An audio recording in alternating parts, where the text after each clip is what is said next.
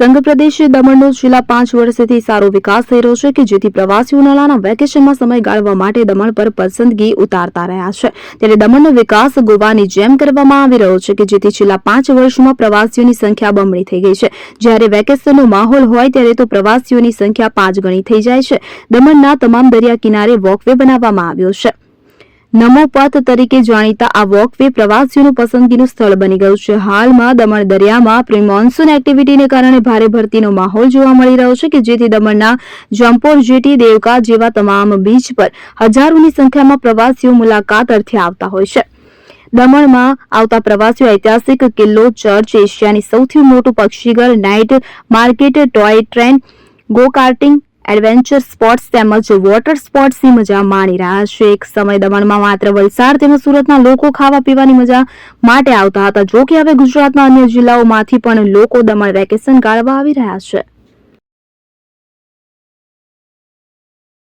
ગરમી સુરતમાં તો બહુ જ ગરમી છે। અહીંયા તો થોડીક એવી બપોરે લાગે છે પણ સાંજ પડતા એટમોસ્ફિયર થોડુંક ઠંડક જેવું થઈ જાય છે, જેનાથી અમે લોકો ફ્રીલી એવા ફરી શકીએ છીએ।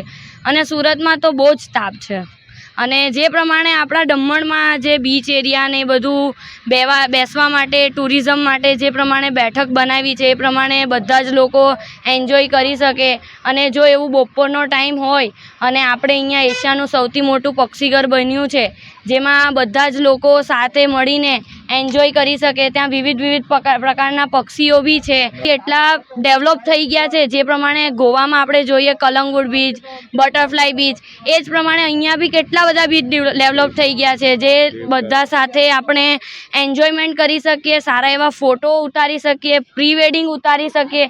એ પ્રમાણેનું ડેવલપમેન્ટ અહીંયા દેખાઈ રહેલું છે।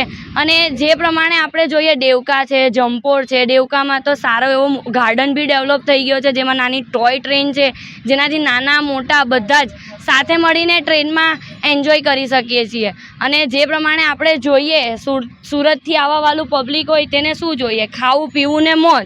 અને સુરતી લાલાઓને તો ખાવાનું મળે અને પીવાનું મળે એટલે પછી કંઈ જ નહીં, મોજે દરિયો ને। સુરતી લાલા માટે ઘાંચી ગોલા ને ખત્રી ને દમણ એટલે મામાનું ઘર જ કહેવાય।